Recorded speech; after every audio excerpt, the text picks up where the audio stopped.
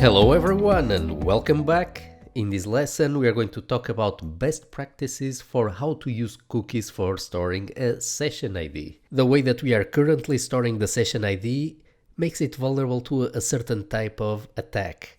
Let's perform the attack in order to understand it. This is going to be a user identity theft where we are going to steal the session ID and we are going to send it to an attack server. Let's have a look at it. So at this point we have here a cookie named session ID which contains the user session. We need to ensure that this cookie is as hard for an attacker to steal as possible, because if the attacker gets a hold of this value, the value of the cookie, the attacker can very easily impersonate the user. Let's have a look at how an attacker could impersonate a user if he had stolen the session ID. For that, let's copy paste the value of the session ID and let's simulate a browser session, which would be the attacker browser session, where the attacker is currently not logged in. So in order to simulate that, let's go here to the application tab, to the cookies section, and we are simply going to clear all the cookies. So now if we reload this page, this would be what the attacker would have in its computer.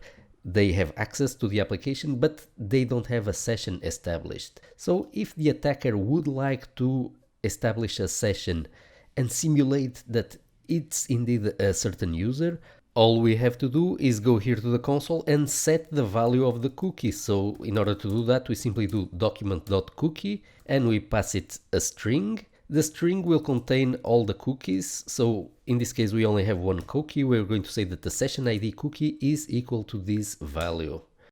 So with this in place, we have set our cookie. So if we go here to the cookies panel, we're going to see that the cookie is here established. So if we would now reload the page, all the HTTP requests that we would be doing at this stage would be considered by the server as coming from the user to which this session is associated with. So the attacker would have effectively impersonated the user, and it could do anything on behalf of the user that the user would also have access to. So if this would be a banking application, the attacker could, for example, transfer money on behalf of the user. So the session ID is really the only thing that the server has to identify a user.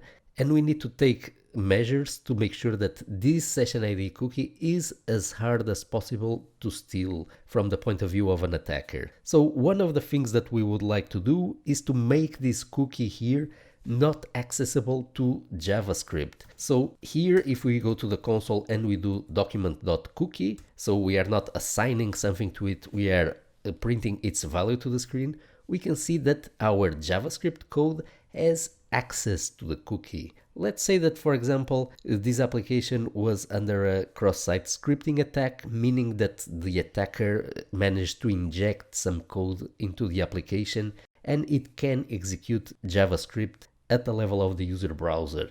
If an attacker would manage to perform such an attack scenario, and we are going to see how to defend against that in future lessons, the first thing that the attacker would do would be to steal the session ID and then immediately send it to an attack server. There are several ways of doing that. A simple way would be to take here the value of the session ID and to inject programmatically here in the page an image element, such as, for example, this one.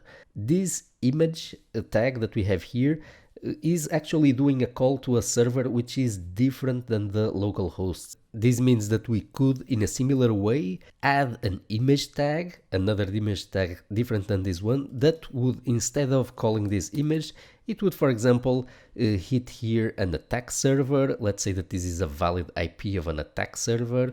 We could pass in the session ID here directly at the level of the URL. Let's try this out as an example.